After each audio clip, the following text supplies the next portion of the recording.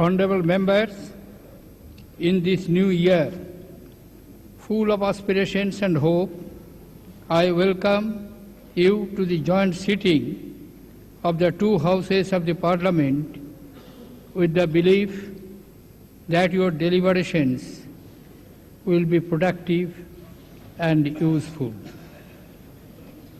Dr. Shyama Prasad Mukherjee had said, and I quote, "The greatest strength of India is her rich spiritual and civilizational heritage," unquote. The core values of our civilization emphasize universal good, welfare of all human beings.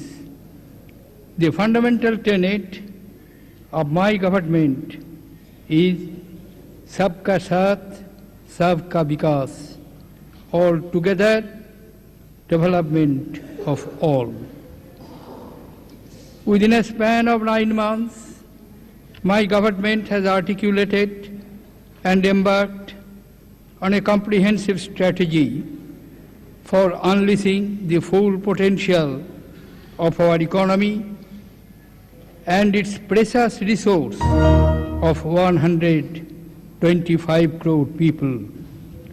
Measures have been initiated to start action in a range of fields, from sanitation to smart cities, poverty elimination to creation of wealth, skill development to conquering space, tapping demographic dividend to diplomatic initiatives, enhancing ease of doing business to putting in place a stable policy framework, empowering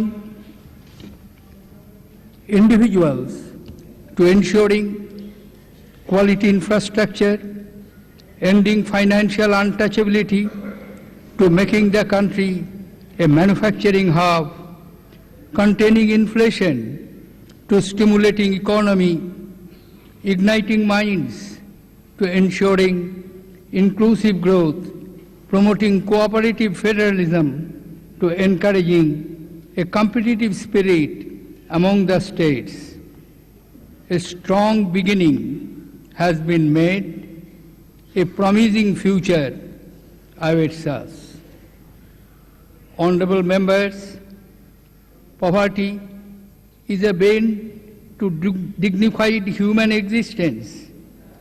Development is actualized only when the last person gets a sense of fulfillment, especially regarding his minimum needs.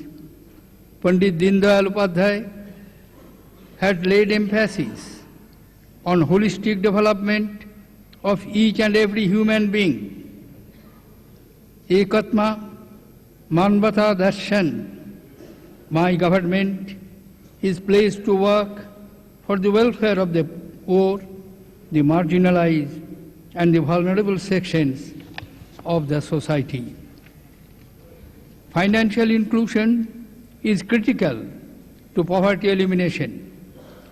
My government launched an ambitious Pradhan Mantri Jan Dhan Yojana to provide universal access to banking facilities, a bank account having inbuilt accidental insurance with a RuPay debit card.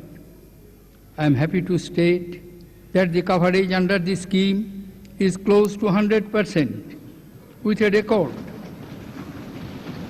13.2 crore new bank accounts being opened, 11.5 crores RuPay debit cards being issued, and over rupees 11,000 crore being deposited.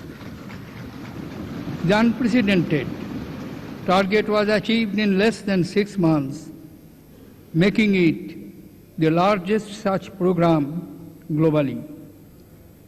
To ensure that the benefits of development programs reach the last intended beneficiary without leakages and impediments, direct benefit transfer program is being implemented with renewed vigor.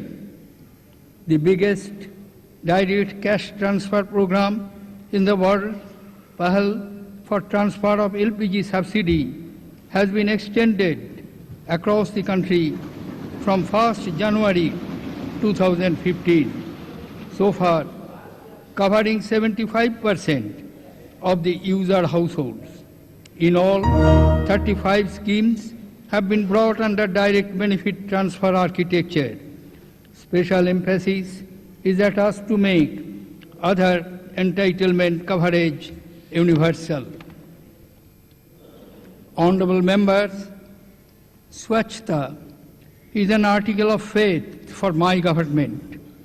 Swachhta will have an overarching impact on the overall quality of life and well-being of a person, particularly the poor. Swachh Bharat mission has been launched to achieve a clean and open defecation-free India by October 2019. Government has rolled out Swachh Vidyalaya program and is committed to construct a toilet in every school before 15th August 2015. Swachhata has a cascading impact on national development and the potential to generate wealth from waste. Sanitation and the idea of Swachhata require changing the mindset of the people. My government exhorts each and every individual to be an active participant in this mission. I appeal to all honorable members of Parliament to spend at least 50% of their MPLADS funds on Swachh Bharat mission. Honorable members, India lives in our village. My government attaches the highest priority to sustainable socio-economic growth of rural areas. Mahatma Gandhi National Rural Employment Guarantee Scheme can be a powerful weapon to combat rural poverty. While implementing Mahatma Gandhi National Rural Employment Guarantee Scheme with renewed vigor, emphasis is being placed on improving quality and durability of assets under the program. Besides, mandating that at least 60% of expenditure be directed for creation of agricultural infrastructure. In keeping with my government's focus on Skill India, Deen Dayal Upadhyay Gramin Kaushal Yojana and Deen Dayal Upadhyay Antoday Yojana have been announced. Sanshad Adarsh Gram Yojana, launched in October 2014, focuses on integrated and holistic development of our villages with active involvement of members of Parliament. Housing is a fundamental requirement for dignified living.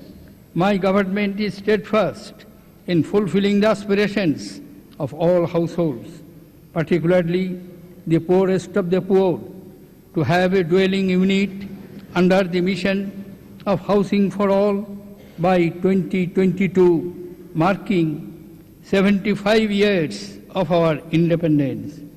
A set of fiscal and non-fiscal incentives have been devised to leverage the value of land holding with government and to afford flexibility to state governments in designating their own customized housing programs.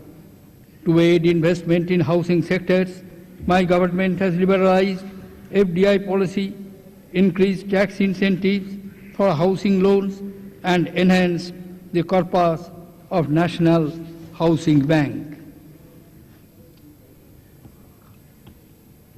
Honorable members, my government attaches paramount importance to safeguard the interests of farmers and families affected by land acquisition, while taking utmost care to protect the interests of farmers, including their compensation entitlements.